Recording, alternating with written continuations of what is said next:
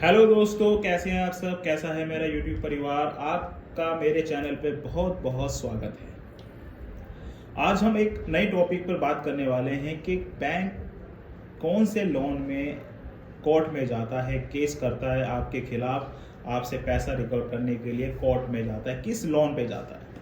हम वो आज टॉपिक को कवर करेंगे कि कौन कौन से लोन है जो जिसमें बैंक कोर्ट में पहुंचता है, कोर्ट की प्रोसीडिंग करता है और आपके खिलाफ मुकदमा दर्ज करता है और आपसे रिकवर के लिए कोर्ट में अपील करता है। तो आज इसी हम टॉपिक की बात करने वाले हैं। वीडियो बहुत अच्छी है, आप इसको बिल्कुल भी स्किप ना करें, वो वीडियो को वॉच करते रहिए। आपके लिए बहुत काम की चीज़ है। आपको पता चल जाएगा कि बैंक कैसे काम करता है और किस लोन में कोर्ट में आ सकता है और नहीं आ सकता है, क्या क्या उससे बचने के उपाय हैं और कैसे इनसे बचा जा सकता है। आज हम इस टॉपिक में कवर करेंगे।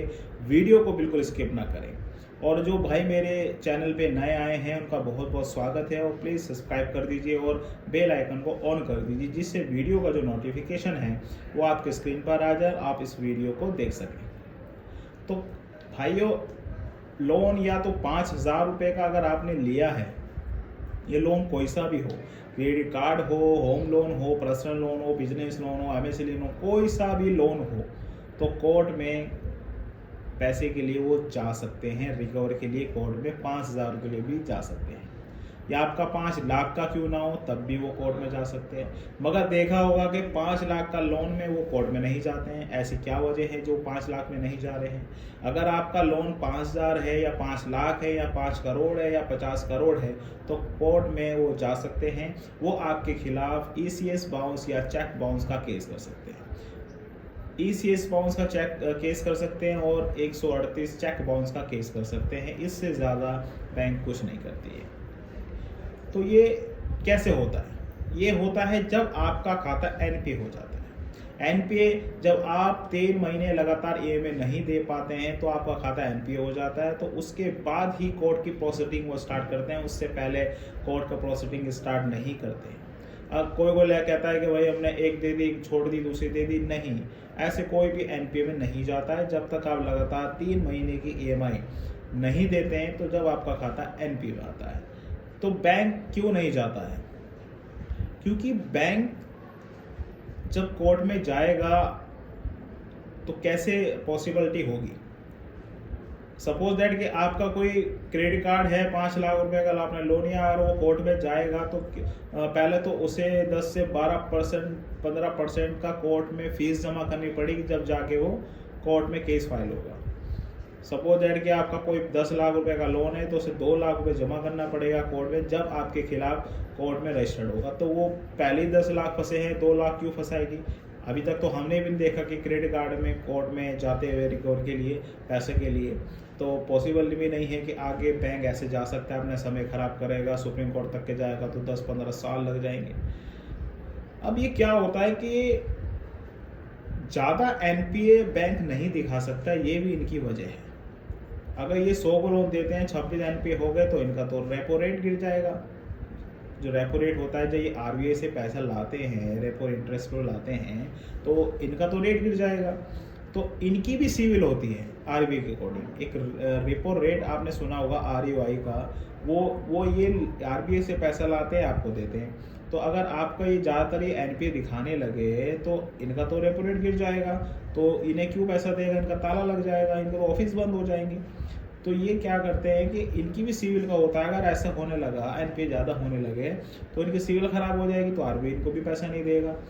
क्यों देगा? क्योंकि इनके रेपो रेट ख़राब है। तो इसलिए ये अपनी सिविल को बचाने के लिए ज़्यादातर कम एनपीए में डालते हैं और क्या करते हैं, कोर्ट में जाना आ जाने से अच्छा ये फर्जी लोगों को, रिकवर एजेंट को आपके पीछे लगा देते हैं कि आपको इनको जितना भी परेशान किया जा सकता है परेशान कीजिए और किसी तरह भी जितना पैसा रिकवर हो रहा है वो कर सकते हैं। क्रेडिट कार्ड में तो ऐसा होता है। रही बात के अन्य लोन में कैसे होगा, तो जिसमें ईसीएस लगा होगा वो ईसीएस का कर देंगे, सेक्शन 25 आपने सुना होगा। फिर ये एक चेक बाउंस का केस कर देंगे, अगर आपने कोई चेक दे रखा है तो 138 का कर देंगे। मगर ये दोनों बेलेबल ऑफेंस हैं। ये कोई मर्डर नहीं है, हाफ मर्डर का केस नहीं है कि आपको जेल में तुरंत भेज दिया जाएगा। ये बेलेबल ऑफेंस है, इससे ज़्यादा बैंक या एनबीसी कंपनी कुछ आपका नहीं कर सकती है। जैसा आर्बिट्रेट नोटिस कर सकती है, उसमें भी आप आर्बिट्रेट जाके अपनी बात रख सकते हैं, किस वजह से पैसा नहीं दे पा रहे, वो आप अपनी बात वहाँ रख सकते हैं। देखिए आर्बिट्रेशन जो होता है, आर्बिट्रेटर जो होता है, इनके बीच के ही होते हैं। तो आप उनके बात कह सकते हैं कि सर आप हमने जो बात करी है कि आप कैसे हमारी बात मानेंगे कि हमारी जो प्रॉब्लम है हम इस कारण से पैसा नहीं दे रहे। तो आप तो इन्हीं का ही फैसला सुनाएंगे क्योंकि आपको पैसे दे रहे हैं।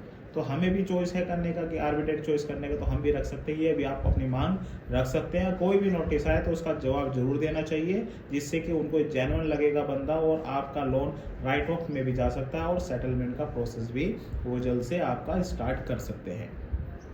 रही बात कॉल्स की, कॉल्स को आप उठाना बंद कर दीजिए, क्योंकि कॉल्स तो इनकी आती रहेगी, क्योंकि कॉल्स का करना इनका एक कुछ अधिकार मानते हैं। परेशान करने के लिए सबसे बड़ा हथियार यही है कि कॉल करके परेशान करना। तो चाहो तो आप इसे इग्नोर भी कर सकते हैं। तो आपने देखा कि बैंक अपने चाहे तो 5,000 के लोन से 50,000 लोन तक के कोर्ट में जा सकती है, मगर बैंक नहीं जाती है, क्योंकि वहाँ पे भी कुछ लोन में पैसा जमा करना पड़ता है जब जाके कोर्ट में रजिस्टर्ड होता है। तो इसलिए वहाँ पैसे ना जमा करने की वजह से वो कोर्ट पे नहीं जाती है। बाकी बचते हैं लोन, उसमें बचता है सिर्फ ECS या चेक बाउंस करके, वो भी वेलेबल ऑफेंस है। तो उसमें भी बहुत कम रेयर में वो क्या करती है, बचने की कोशिश करती है, सेटलमेंट का प्रोसेस करती है कि जो भी पैसा रिकवर हो जाए अच्छी बात है। इसलिए वहाँ पे भी बहुत कम रेयर में ये कोर्ट में जाते हैं। जब कोई बड़ी अमाउंट होती है कि दूर का होगा तो दूर से आपको ECS का नोटिस दिलवा देंगे कि ऐसे है, दूर है, आप परेशान रहेंगे। तो बस इनका यही है, आपका कोई पुलिस कुछ नहीं बिगाड़ सकती है, कोई पुलिस थाने में आपके FIR नहीं होगी, आपके कोई पुलिस घर में नहीं आएगी, कोई पुलिस की कॉल नहीं आएगी।